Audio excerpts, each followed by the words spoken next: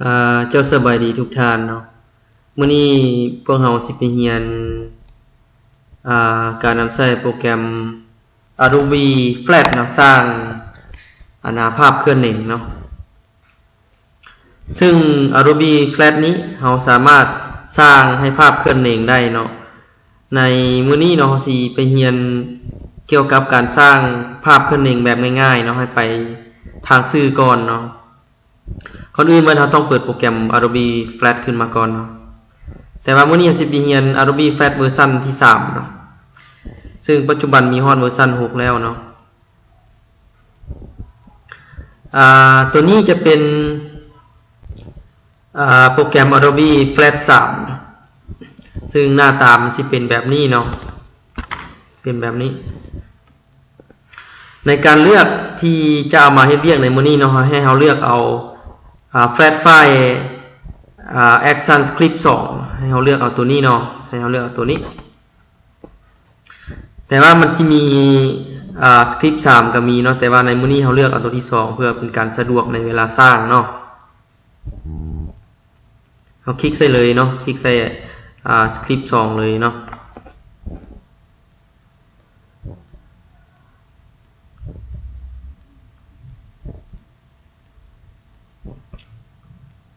หลังจากเราคลิกเสร็จแล้วเนาะหน้าตาแฟลชมันสิออกมาแนวนี้เนาะมันสิออกมาแนวนี้ตัวนี้เป็นพื้นที่เนาะตัวสีขาวนี่เป็นพื้นที่วิดีโอของเราที่ว่าสิเฮ็ดเวียกเนาะหรือว่าพื้นที่หน้าที่ที่เราสิเฮ็ดเวียกซึ่งเราสามารถปรับได้เนาะโดยเข้าไปที่ property เนาะเข้าไป property แล้วหลังจากนั้นให้เข้าไปที่ไส้เนาะไส้เข้าไปปรับขนาดได้เนาะซึ่งเราสามารถเปลี่ยนพิกเซลเป็นเซนติเมตรได้เนาะ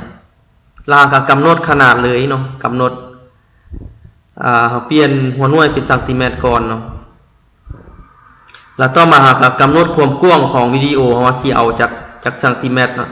ตัวอย่างเอา20เซนติเมตรเนาะแล้วความสูงนี่เอา16เซนติเมตรเนาะแล้วก็โอเคเนาะโอเคเข้าไปหลังจากนั้นเราสิได้ขนาดของวิดีโอก็คือพื้นที่สีขาวนี่เนาะคือพื้นที่สีขาวนี่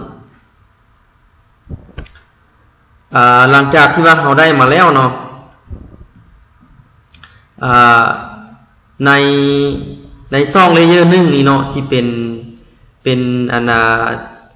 เลเยอร์ที่ว่าเป็นเครื่องมือตัวที่1เนาะที่ว่าให้เราเฮ็ดเวียกเนาะตัวเป็นบล็อกสีขาวนี่เนาะสิเป็นไทม์ไลน์เนี่ยเขาว่าไทม์ไลน์ตัวนี้เป็นตัวกำหนดเวลาว่าสิให้เรา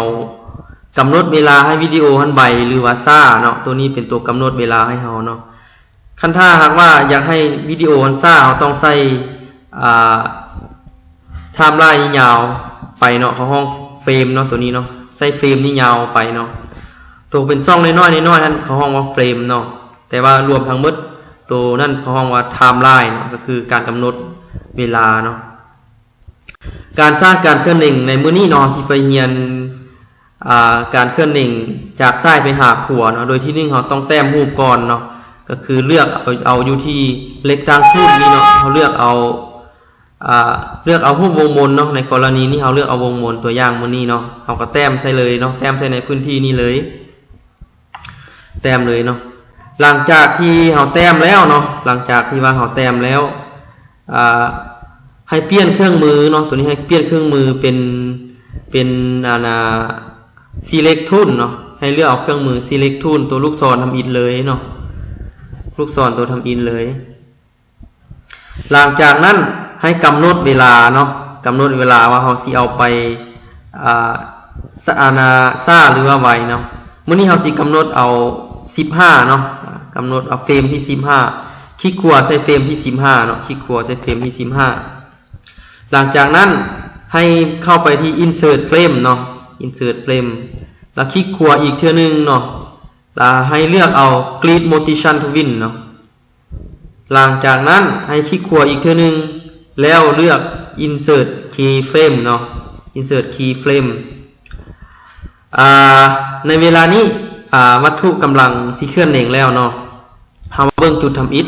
วัตถุนี้อยู่เบื้องซ้ายมือเนาะ แล้วมาเบิ่งจุดดำๆที่เฮากำหนดเนาะให้เฮาคลิกใส่จุดดำๆจำเม็ดนี้เนาะที่เฮากำหนดนี้